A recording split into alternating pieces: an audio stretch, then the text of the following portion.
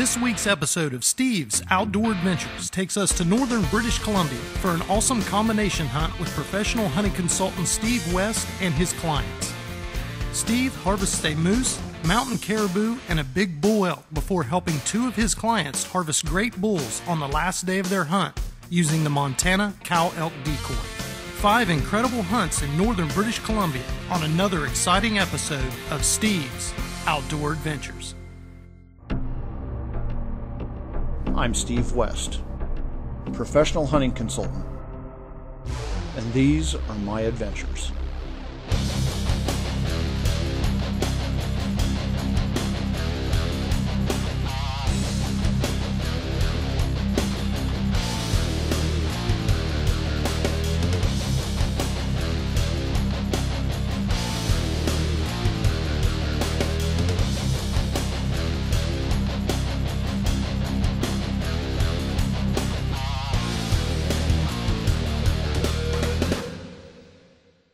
Steve's Outdoor Adventures is sponsored by Burris Optics, Remington, Stormcloth 2, Scope Coat, Western Medical, Montana Decoy Company, and by thehunter.com.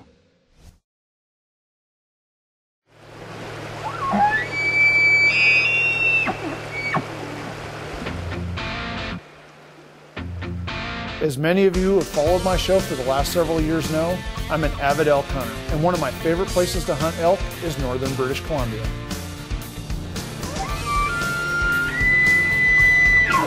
This area is one of the most overlooked hotspots for elk in North America today. Not only does it have absolutely insane numbers of elk, but there's also phenomenal hunting for moose, mountain caribou, stone sheep, grizzly, and mountain goats. This little known honey hole of mine is known as the Serengeti of North America because of the variety of big game species living in the same area.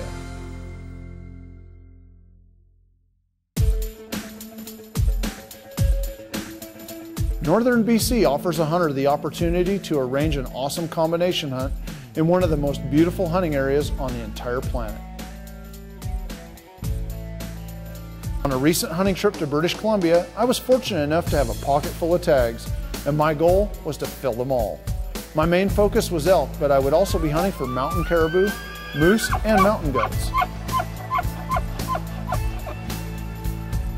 After arriving in base camp and meeting up with my good friend and guide, Nathan Olmstead, we packed into the backcountry.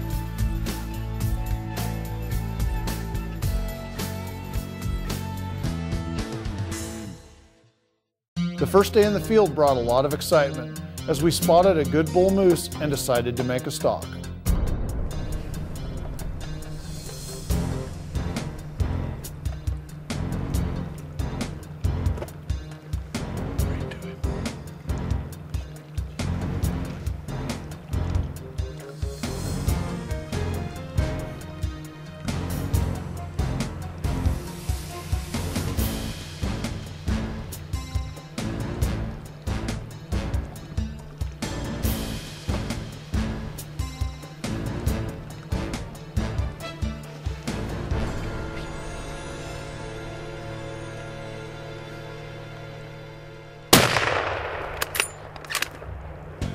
That about does it. I know, buddy.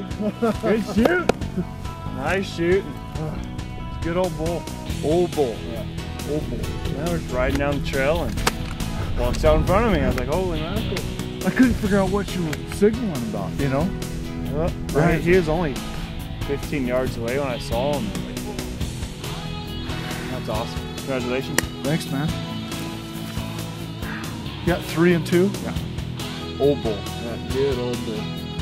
This is definitely would have been his last year for sure. Excellent. Let's go take a look at it.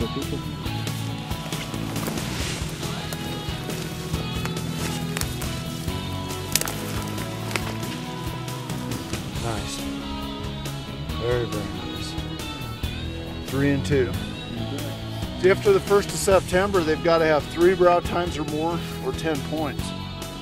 And we've looked at some bulls that were way whopper, but they only had like 2 and 1 and That 2x1 would be an awesome bull in August.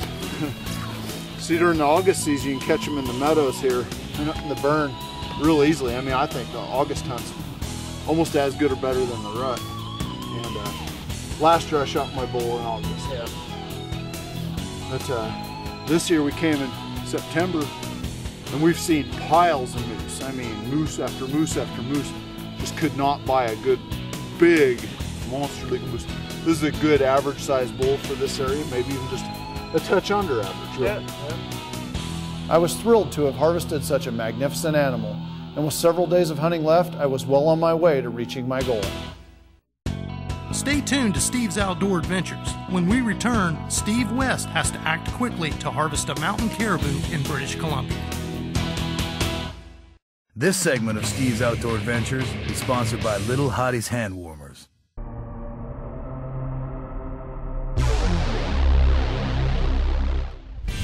A few days after having harvested my moose, we spotted a bachelor group of mountain caribou in one of the most scenic valleys I've ever seen. We decided to move in on them, and the intense stalk ensued.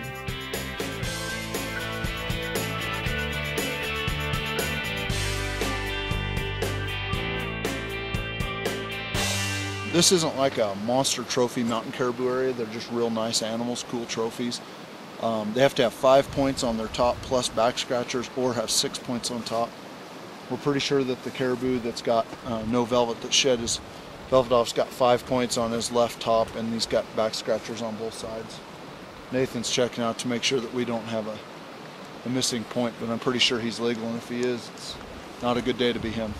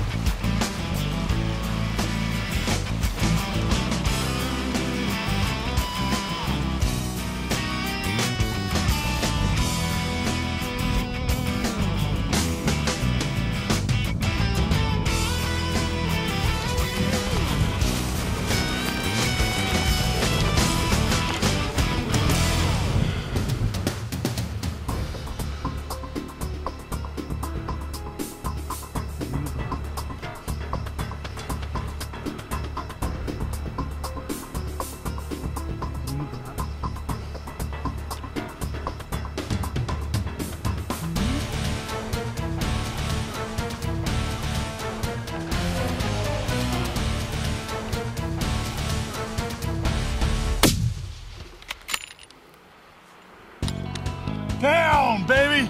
Good shot, buddy. He's out!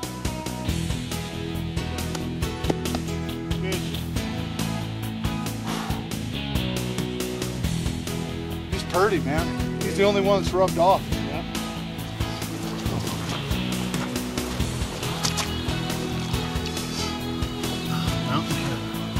You're right, he had the back scratchers. 5's on top. Both sides. Okay. Look at his ear. Oh, I just split it.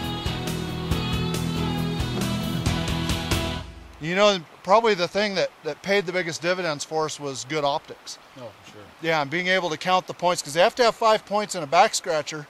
When you're looking at something 5, 6, 7, 800, maybe even a mile away, you've got to have good glass.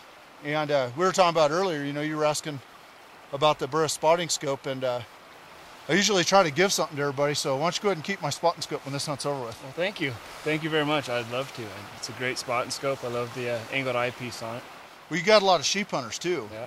And it gives you something real small. I've been watching you tote that great big thing around.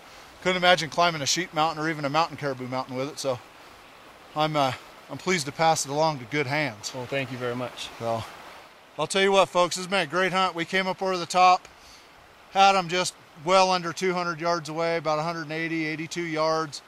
Real simple shot. Was able to laser scope him to confirm the distance, put it right in his shoulder and took him down. It was just a gorgeous hunt. Like I said, probably the most gorgeous valley I've ever hunted in my life, and can't beat the company. Once again, thanks a lot for the hunt. No, thank you. It's been great. It's just been a fantastic experience, and I've still got an elk tag left. Well, let's go try to get that. Let's work that out.